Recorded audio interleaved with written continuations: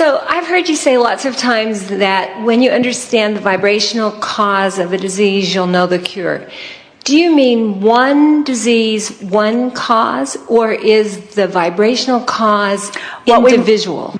So, you know, I'm the autism person. All autism, same cause or different cause? All heart disease, one vibrational cause or different vibrational causes? Technically all different because, and we're going to wrap back around and explain this fully. Everything that you're living in any moment in time is about nothing more than the vibrational variance between who you're letting yourself be and who life has caused you to become. 100%. In other words, you're living life in that gap. So if you're happy, you're thinking thoughts that have you aligned. If you're sad, you're not. Period. If you're healthy, you're in alignment. If you're sick, you're not. Period. In other words, everything that you and everyone else is living is about this gap. However, you're all unique in the components of your gap. In other words, you didn't all have the same intentions coming in, and you weren't all exposed to the same life experiences as you were, and you weren't all living the same thing and therefore shooting off rockets of desires. You're so unique in what you're building in terms of your vibrational escrow, and you're unique in terms of the way life's touching you and what you're thinking. So rather than complicate it by trying to say this kind of combination of thoughts equals this disease, we think that it's much, much more beneficial to say there's ease and there's dis-ease. There's feeling good and there's feeling bad. There's feeling terrible and there's feeling less terrible, and there's feeling less terrible, and there's feeling even better, and there's feeling even better, and there's feeling even better, and there's feeling even better. In other words, there are really big variables. A woman said to us one day, "Abraham, I'm so sick. I've got this and this and this and this." There were several bad labels already tied to her toe. And she said, "My friend is negative and I am positive. My friend is healthy and I am sick. What's wrong with this picture?" And we said, the variable is, if your stream's moving fast and you're not going with it, your stream's beating up on you. If your stream's moving more slowly and you're not going with it, there's not as much resistance. And so what it comes round to is the combination of who you've become and how you're letting yourself be in relationship to that is everything. So contentment is the balance between desire and belief. That's contentment. So let's say you really, really, really want something and you really, really, really believe it. So you got really, really fast moving energy going that you're really, really, really up to speed with. So there's no contradiction in your energy. You would feel contentment. Let's say you don't want so much. So your stream's not moving very fast, but you're in alignment with that. You've got contentment. And so what we're saying is we have no right, nor would we ever want to say you should be over here, or you should be over here, or you should be over here, because you all get to choose. The only thing we want to help you to understand is how to be in alignment with your energy stream, and there are not two people that have the same combinations of factors.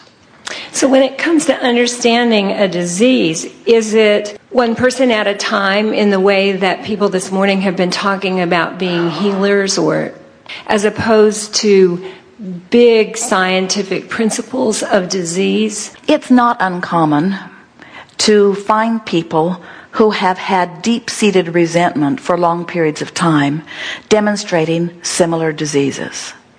But we would never say that causes that, because the variables are so many, and it gets people off on the wrong track. In fact, in the same way, we've talked a lot about appreciation and love, and we talk about frustration and overwhelmment, and we talk about anger and fear and depression, and you get a sense of the range of emotions that there are, and so many more that there's not even time to talk about. And yet we're not really trying to get anyone to pick a certain emotion and strive for it, because we know that if you're in depression and you are trying to follow your bliss, you can't get a whiff of bliss. The frequencies are too far apart. So if we were a teacher or a healer or an individual just trying to find our own place, we would be reaching for feelings of relief, which means improvement from where I am, which means turning in the direction of my stream. And we were sort of touching on this earlier. You don't have to be over there in the high, good feeling energy on the brink of or in the middle of a manifestation of something in order to feel good. You just have to not be in opposite vibration of it. Once you get moving in the direction of what you want, you begin to feel better and better and better and better. And if you're wise enough to be able to note the difference in feeling more relief or less relief, then you've got control of your experience. It's what we call quantifying the journey, making the journey make sense to you. Your physical, geographical journeys make sense to you. You know how to get from point A to point B. You've got maps and directional guides and navigational systems. You don't get out there and get disappointed because you understand what it requires to get from one place to another, and you understand the steps that it takes, and you make the steps, and most of you don't feel depressed on your journey. You feel eager or optimistic along your way. But many of your journeys, like from not enough money to more money, or from a sick body to a well body, you don't let yourself feel optimistic until you get to where you think you want to be, but you can't get to where you want to be until you do feel optimistic. So you've got to find a way to make it an emotional journey. What we mean when we say quantify it, you got to understand that everything's vibrational, and you shift a vibration long before it manifests. 99.99% of every creation is completed vibrationally before you see any physical evidence of it. That's what we were talking about when we say first there's thought, you think about it longer, then there's thought form, where some can begin to see it, and in time there is a manifestation. But everything is thought, long before the factors begin to culminate in order to make up the manifestation that you want. Most humans are sort of fixated on a desire to see what they want before they believe it. And we want you to understand that you've got to believe it before you can see it. And so what happens, you have people all around you demonstrating the very successes that you want. But instead of using the evidence of their successes to shore up your own belief, then you instead serve to separate their capabilities with your capabilities, their worthiness with your worthiness. So you use yet other excuses when there's evidence all around you that you can be or do or have anything. If this time-space reality has the wherewithal to inspire a desire, it has the wherewithal to deliver the full-blown manifestational results of that desire, provided you line up with it. But you got to be more visionaries and less what-is-ionaries. In other words, you can't keep looking at what is and move very far from what is. You can't move at all from what is if what is has your undivided attention, you see. So that's why we say to the doctors and scientists, when you get to the vibrational cause of things, and by that we mean talk to your patients about how they feel and try to cheer them up instead of giving them drugs. Talk to your patients about how they feel and let them know that others have felt that way and have moved through it. Don't take the worst case scenario and play it back to them and then be surprised when their fear kills them.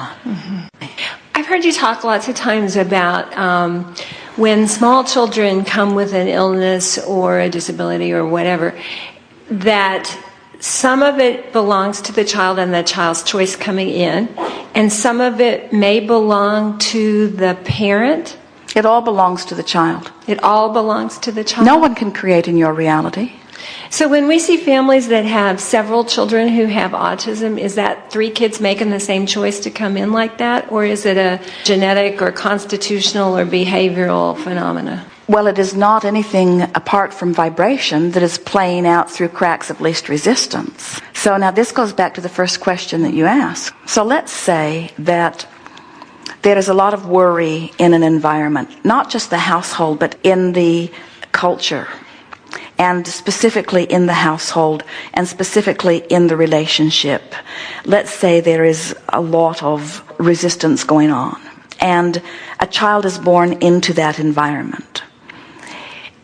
It is logical that the influence of that vibration would, that's what we were saying, when you are source energy, you have one stream. The moment you're born, your energy splits a little bit. And we acknowledge that there are environments that are much more conducive to resistance than others. And that's why you want to know, is it at the doorstep of the parents? And we say, no, because the parent can't vibrate for the child. And then you would rightly say, yes, but this parent's vibration did influence this child. And we say, yes, but any child coming in to an environment to which it's going to be influenced knew full well coming in and made the choice to come into that understanding that they have guidance and knowing that they would be able to find their way. In other words, you just can't look at what anybody else is living and make any accurate evaluation about whether it is something they intended, whether it's something they should be living, whether it's something that's gone wrong, or whether it's something that's gone right.